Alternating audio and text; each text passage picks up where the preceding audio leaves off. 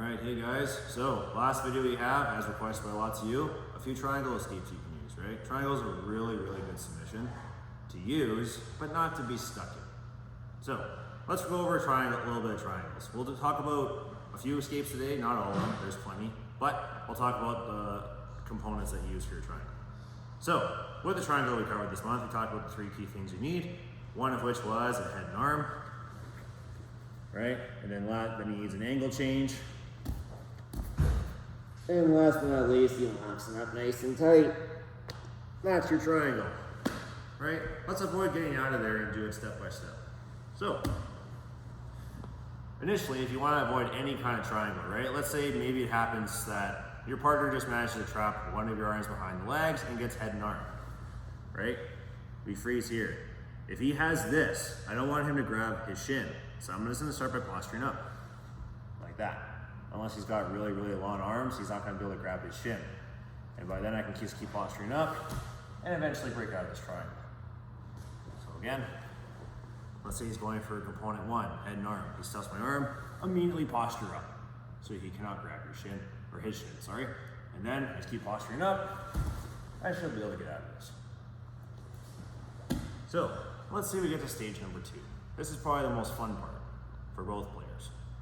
Changing the angle. There's two things you can do from here. Let's say if Benji gets the head and arm, then he's able to grab his shin, right? I don't want him to change his angle right away so that he can lock this up. That's gonna really suck. So there's two things I can do that involve my arm here. Both cases, I'm gonna be hugging his legs with my hands. So I also have this arm in place too, because every triangle serves as an arm bar.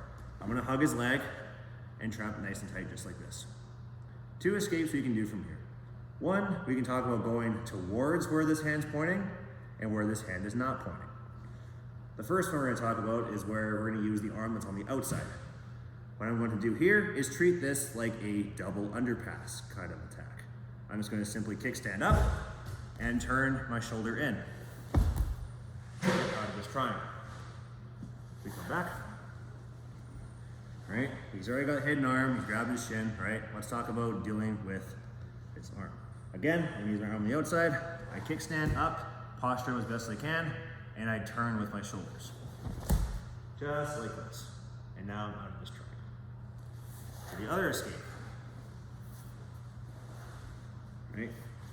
And you can do this on the other side as well, but you don't want your partner's arm grabbing you on that side, so we're gonna do it on this side.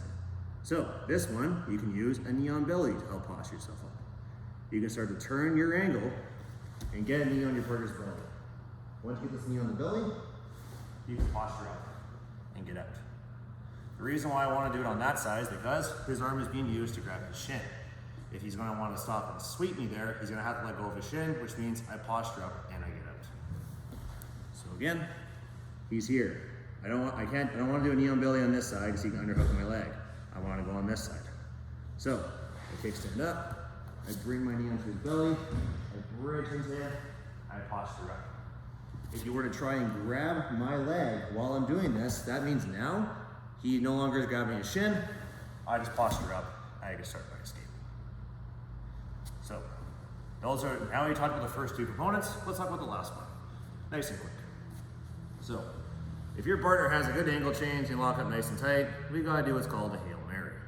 Hail Marys suck, but you either commit to it or you don't. Let's say he gets head and arm, he changes the angle. The last thing I wanna do is get him to lock this up. If he locks this up, I'm in serious trouble.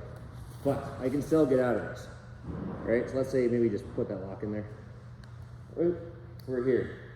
I can't really posture up. I can't really change my angle, so I gotta make space away from him using my legs. So one thing I can do is I'm gonna hug his legs nice and tight, sit back, like this. Now he's not gonna really squeeze his legs together or grab his shin. I'm gonna bring my feet into his armpits and posture back like this. And now I'm out of this triangle. And I can turn to the side and get out. So, let's do it one more time here.